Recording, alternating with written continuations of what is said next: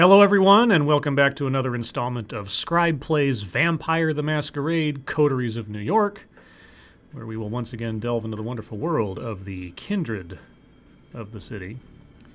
Last time we did a little roundabout with D'Angelo and his, I guess, ex-girlfriend, and several other things, so let's see where we're at. I'm still waiting for sort of things to come together in this story, but we are at rest, so let's see if we get another story event. We do. You come back to your haven after a long night out. Right before you open the door, you notice something strange. The sounds of television are coming from your apartment. Mad Men, if you're not mistaken. Oh boy, we're really gonna date this thing over time, aren't we? You open the door and carefully peek in. A young, disheveled woman is curled up on your sofa. She has a blanket pulled on top of her and seems very comfortable. Next to her lies an obviously unconscious, preppy woman. Oh, you're home! Let's see, what do you want to guess? Gangrel? Malkavian, maybe? The woman reaches for the remote and puts Mad Men on pause. You weren't home, so I started without you. You know, Netflix and chill. Join me. There's a space on the sofa. I brought us a snack. You enjoyed it the last time. The woman points lazily to the unconscious girl. Oh, I forgot. My name is Adelaide. Adelaide Davis. I like you a lot. Help yourself and settle in. Yeah. I'm gonna let her down gently, ask her to leave, feeding opportunity. I don't need to feed, and this is weird, so I'll ask her to leave.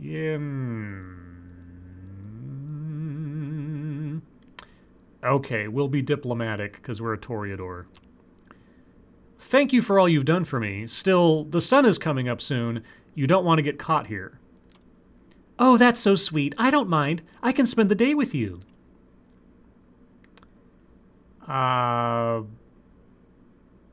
Somebody might come in. We should go on a proper date first. You're a season ahead of me. A season ahead of me. Oh. On Mad Men? Is that the joke? Okay. We should go on a proper date first. Anything to stave her off. Oh, that's nice. I like that. Adelaide bounces up, clearly caught up in the idea. The door to your apartment opens. Someone with a key. Sophie. Adelaide Davis, the curse of Snug Harbor in the flesh. This is a new low for you, fledgling. Adelaide looks at Sophie murderously before fading from view. I hate it when they disappear. They should have enough manners to slink away in embarrassment so we can all enjoy it. So, Malkavian or Nosferatu? Sophie waits for Adelaide's shape to leave the apartment before she speaks. Oh, so you can see her? Well, I guess you have Auspex, but still. The Clan of the Moon. Malkavian. Did I not advise caution when dealing with them? As you watch, Sophie makes a phone call. 10 minutes later, 2 of her servants arrive to remove the unconscious girl sprawled on your sofa. You clearly need my help. It won't happen tonight, but let me see if I can resolve your stalker problem for real. Okay. You're left to wonder what Sophie meant by that as she leaves your haven. Well, she can't kill her, technically, but, okay. All right, well, that was a... okay. You arrive at the leech pit, finding it less rowdy than the last time. Oh, I didn't get to choose where I went this time. Okay, I guess I'm going back to the Anarch storyline. The bar is still packed, but the dance floor is empty tonight. Instead, the old, crackling speakers are playing music that would probably sound like noise even on high-end hardware. Mia is nowhere to be seen, but you do remember she requested that you ask for her at the bar. You know the face behind the bar. The woman doesn't seem to recognize you, though. You imagine you were just another patron in a sea of strangers the other night. What can I get you? Is Mia around? No, she's not in tonight. She looks you up and down, and a spark of recollection shines in her eye. Oh yeah, that's right. She takes a well-worn book from behind the counter, some kind of YA vampire novel, and flips through it. She produces a piece of paper from between the book's pages and passes it to you. She told me you'd be interested in reading this. You find a relatively quiet corner and take a look at the note. T wants to meet you. I'll arrange it, but you need to prove you're trustworthy. Look around the leech pit for a guy named Bruce, buff dude, tattoo sleeve on his right arm. I'm 90% sure he's somebody's retainer, sent here to spy on us by the cam. Get me the name of his master and write it on this card, then return it to the bar. And even though the dictionary will tell you this as well, retainer is just another word for ghoul, or sometimes enthralled human who's not actually ghouled, but, you know. It doesn't take you long to locate this Bruce guy. He sits alone in a corner, 2 beer glasses already empty on his table. You take a moment to consider your approach. Get him drunk and talkative, ask for his master's name up front. No, I'm not going to feed on him.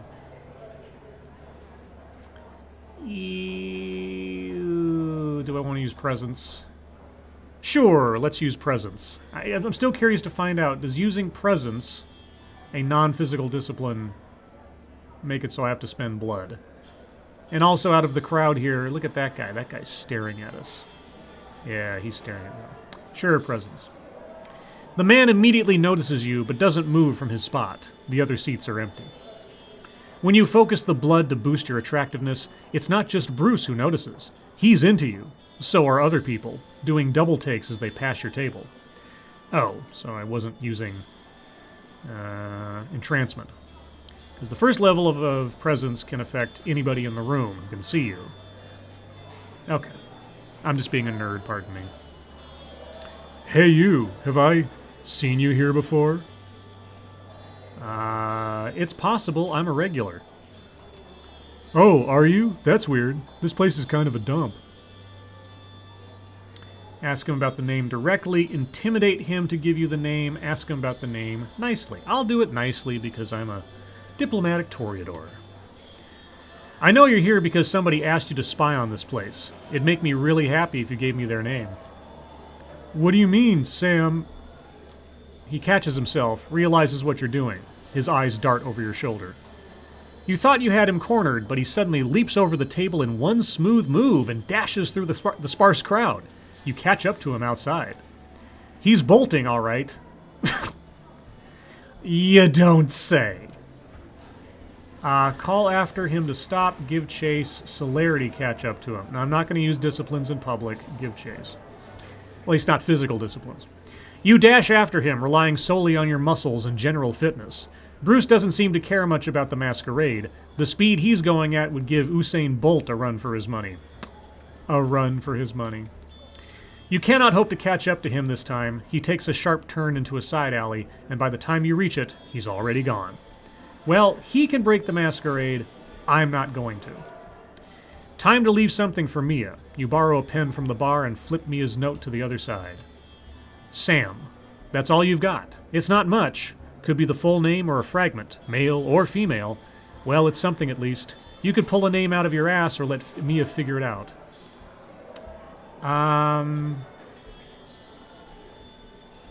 Leave no name, leave a note on the name. I'm not going to guess. I was going to put a note on the, leave a note. Mia asked you for a name, but if all you have is a fragment, it'll have to do. You jot down a note. Bruce referred to his master as Sam. You pass the piece of paper to the bartender. She sticks it back in the same book. Hold on a second. She wanted me to pass something on to you. She produces a cell phone from behind the counter. It's ancient, at least 15 years out of date. Sounds kind of like my cell phone. Oh, right, and this. An old charger for the piece of junk in your hand. They really did think of everything. If it's a 15-year-old cell phone, would it even work on modern networks? I don't know. She said she'll be in touch. It takes you a moment to remind yourself how to operate this thing, and you find that its phone book is blank. There's no Wi-Fi connectivity and no saved messages. It's got a version of Snake, though. The bartender is already over at the other end of her domain, taking orders from patrons. With your Anarch contact nowhere in sight, you decide to move on for the night. Hopefully, your educated guesses based on the scraps of info you collected will be enough for Mia to call you. I didn't make any educated guesses. I mean, unless my educated guess is that him saying Sam was in reference to his master, but okay. All right, so we got the other half of the night. Do we continue with the stalker? Or do we go back to somebody else? You know, we haven't talked to our gangrel friend in a while, so let's talk to our gangrel friend. A tapping on the window, a small grayish bird flying off, a small piece of paper left on the windowsill. Prospect, ASAP, Tam. All right. As you open the blinds, you're able to spot a small grayish bird flying off into the night. Looking down, you notice a small piece of paper on the windowsill. Prospect, ASAP, Tam. Yes, we got that part. I always like how repetition in this small, yeah. Third time's the charm, you think to yourself, as you once again cross the gate of Prospect Park and head for Tamika's Haven. To your surprise, you find her out in the open, sitting on the lawn, surrounded by a host of woodland creatures, birds and squirrels mostly. Oh, so kind of like Cinderella from the Disney movie. The critters each patiently await their turn as she flicks seeds at them. It looks almost whimsical in a twisted sort of way. How are you holding up? Hell of a week, huh? How are you holding up? Well, enough, all things considered. She scatters the remaining seeds onto the grass and hops to her feet. I've been doing some digging. The Inquisition has a safe house up in Manhattan. I think that's where they're keeping him. The scarred one, I mean. I want to pay them a visit. Kill that thing and as many of those SI bastards as I can along the way. Isn't that a breach of the Masquerade? Attacking a government safe house. Correct me if I'm wrong, but wouldn't that be considered a breach of the Masquerade? Yeah, and that's the least of our worries. Throw in a legion of armed goons standing in our way, and an all-powerful vampire is the cherry on top. Look, I'm not stupid. I know it's risky as hell, and I'm well aware I might not be coming back. Still, it's something I have to do, with or without your help. Does Raoul know about this? Just out of curiosity, does Raoul know about this master plan of yours?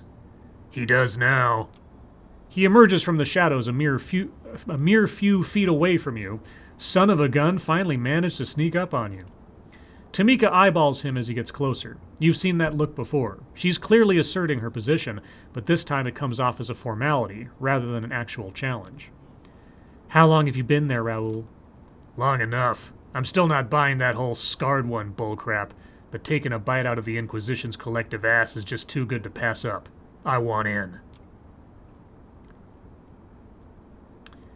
Why would your sister lie to you? Who are you going to believe if not your sister? Why would she lie to you? I never said she was lying. More like exaggerating just enough to keep me away from the action. 'Cause, you know, little old me couldn't possibly look after himself. Now, can we move this along? I'm itching to kill me some SI fucks. I'll defer to Tamika. Tamika, you got an opinion? Huh, I guess I know who the alpha is around here. Yeah, well, I'm in her domain and this is her deal, so that's called respect? Dude. He should come with us. He's got the right to be there, to see the scarred one with his own eyes. Plus, my brother can be a pain in the ass, but he's one hell of a fighter. There you go. Tam's seal of approval. It's settled then. Let's go. Fucking finally. And with that, you leave the relative safety of Prospect Park, steeling yourself for things to come. Oh, okay, so I never actually did get a decision point. Well, I guess I'm in to win. As you get closer to your destination, you get the sneaking suspicion that Tamika's been pulling your leg. Following her lead, you take a turn from Broadway into Fort Tryon Park. It doesn't seem to make sense, you think to yourself. There's only one spot between here and the Hudson River. But it can't be. Can it? I don't know. What is it? Sure enough, as the stone facade of the cloisters comes into view, Tamika motions at you to keep out of sight. How the hell is this well-known tourist trap a hideout for the Second Inquisition? You know, hiding in plain sight. Isn't this place a tourist attraction? Only during the day. At night it serves as a staging ground for the Inquisition. If my sources are to be trusted, and they usually are, They brought him here for what they call processing. Doubt they'll keep him here long, though. If we want to get to him, it's now or never. As if on cue, a group of armed guards walks out of the museum, pushing a gurney with a large steel container on top of it. As they wheel it out into the open, a truck approaches. The operatives start preparing to load the crate onto the vehicle. You scan the area, trying to take a head count. Tamika beats you to it. I count at least 7, probably more inside. We should do this quietly and take them out one by one. Raoul frowns. I say we go in guns blazing, figuratively speaking. If there are more inside, let them come. The more, the merrier. Let's try the stealthy approach.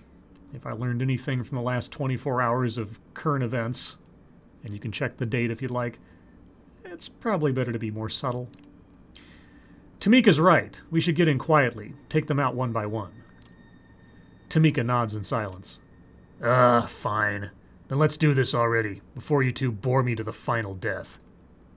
You split up, aiming to cover as much ground as possible. Sticking to the shadows, you advance, keeping track of one another's progress. Let's see, between Toreador, Ventrue, and Bruja, the 3 options in the game, none of them have Obfuscate, at least not naturally. That would have been useful here. You hardly even notice as Tamika takes out the first guard, not a peep out of him. Trying to keep up, Raoul kills one to your left. He's sloppy, taking his sweet-ass time bleeding the guy out. With his dying breath, the man lets out a yelp, drawing the attention of one of his comrades. With the guard fast approaching, you ponder your options. Choke him out. That way, I won't be the one breaking the masquerade, whatever that means. As the guard walks by, you leap out of the shadows and put him in a crushing headlock. Opting for a non-lethal approach, you quickly choke the guy out. Just as you're about to move on, Raoul jumps in and plunges his claws into the man's chest. He then turns towards you and mutters a silent reprimand. No witnesses. Hey, I get to keep my humanity intact there, buckaboo. 3 down, 4 to go. You keep a steady pace, moving across the courtyard, picking off the guards one by one. Tamika does her part, 3 to go. Raoul gets messy again, at least this time, he's quiet. With only 2 of them left, you pick one for yourself and gesture at one of your fellow ferals to take care of the other. Tamika's quieter, but Raoul's closer. Which one will you choose? Tamika, because she's more sensible. You wave your hand at Tam, pointing at her final target. She nods and starts making her way towards him. Suddenly, by virtue of sheer luck, he turns around just as she's about to pounce. His scream is quickly muffled, but still loud enough to get the very last guard to hear. As all 3 of you approach him, the dire reality of the situation hits him like a ton of bricks. Paralyzed with fear, he keeps shifting his aim from you to Tamika to Raoul. He is severely fucked and he knows it, and since you're standing closest to him, you might as well do the honors. Mess with him a little. Okay, I'll just... Okay. You walk over to the quivering mess that mere minutes ago thought himself the toughest of the tough. Before he can react, you slap the gun out of his hands, lean in, and smile. Hi. Half a second later, your fangs are already halfway to his windpipe. The blood tastes sour, with a hint of cowardice and regret. Could have gone out with a bang, chose to go out with a gurgle. Oh well. Did I kill him? I didn't have to kill him. Okay. With the SI operatives taken care of, you turn your attention to the container sitting in the middle of the courtyard. Using your combined strength, you make quick work of the steel door. As you walk in, the moonlight from behind you illuminates a twisted figure huddled on the floor. It's hard to believe that the thing lying before you, beaten and tortured within an inch of its unlife, is the same creature you fought back at the cemetery. Did I fight? My memory's hazy at the moment. Did we fight him or did we just see him get captured? Because I thought we chose not to engage with him. The narrative breaks in places, doesn't it? What the fuck is that thing? It's what you refuse to believe. His lips move silently as if searching for the right words. He looks to you, then turns to his sister, as if waiting for a sign. For a moment, Tamika just stands there. She looks down at the scarred one, the once fearful boogeyman, whose very mention could strike terror in the hearts of her tribe, now reduced to a whimpering pile of flesh. Finally, she turns to you with a look of childish innocence mixed with confusion. Then she looks back at the scarred one. You can tell she's lost. Tam, what the hell are you waiting for? Let's kill this thing and get out of here. It's your choice, Tamika. She turns to you with the look of pride mixed with desperation. Okay. I'm not asking you to. Do it, Tam. You know he deserves it. Hell, looks like you'll be doing him a favor. He made his choice a long time ago. You don't have to. Whatever you do, there will be consequences. Sure, I'll just play the wise man on the mountain. Just be ready to live with the consequences. Suddenly, the very air around you seems to thicken. You look over to Tamika. She's not quivering anymore. She walks up to the scarred one. The pitiful creature presses itself into the corner in a desperate and futile attempt to crawl away. Without a word, she grabs the creature by the ears, sinking her claws into the sides of its head. She looks him dead in the eye. Her voice is surprisingly warm, almost soothing. You can rest now, brother. In one fluid motion, she twists his neck off his shoulders. The snapping sound is both sickening and satisfying. The empty husk of the once fearful beast falls to the floor like a slab of meat. Jesus, Tam, that was... What the hell was that? Hopefully, some closure. Standing outside the steel container, the three of you take a moment to gather your thoughts. You look at one another, at the blood staining your hands, clothes, and face. In the pale moonlight, it appears black and shiny, like a fresh ink stain on a fresh sheet of paper. All right, before it was small, now we have fresh. Avoid repetition. As much as you can when writing something. Find a different way to say the same thing. Vary it up a bit. Without another word, you head back toward the city lights. Okay. The journey back takes longer than it did in the other direction.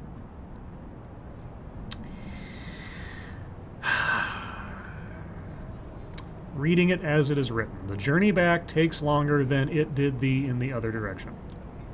With bits and pieces of the Second Inquisition still stuck to your clothes, you decide to play it safe by sticking to back alleys and cutting through the darker corners of the city. Tamika stays several steps ahead. Both you and Raoul are quite content to follow her lead. You can tell that these last few nights have taken a toll on her, but not necessarily in a bad way. She seems stronger somehow, confident, more in tune with herself. Soon the awkward silence proves unbearable enough that you're willing to risk making small talk with Raoul. You think she's going to be all right? You think she made the right choice? We'll go for the moral question. Fuck if I know. Maybe it's not a question of right or wrong. Our lineage, we have a special relationship with the beast. We can either let it control us or become attuned to it. It's a constant struggle, marked with difficult choices. I think Tam just made one of them. You know, it takes me out of it a little bit once in a while when a particular character speaks like the narrator. The vocabulary, the word choice, the whole nine yards. It's like, is there anything that distinguishes one of these characters from another? It doesn't feel like Raoul has his own voice sometimes. Kind of goes from, you know, sort of, I don't know. The variances in sophistication between these characters sometimes doesn't really establish them as their own entity. But that's just my commentary. Pondering what you've just heard, the rest of the trip barely registers. To your surprise, you suddenly find yourself back at Prospect.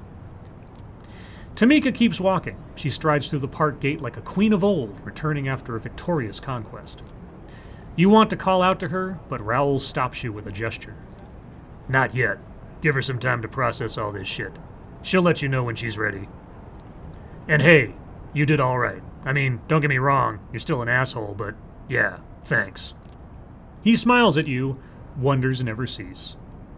See you around. Well, I mean, the phrase is, will wonders never cease, ? But whatever. And with that, he follows in his sister's footsteps. A weird smile creeps onto your face as you meld into the New York night.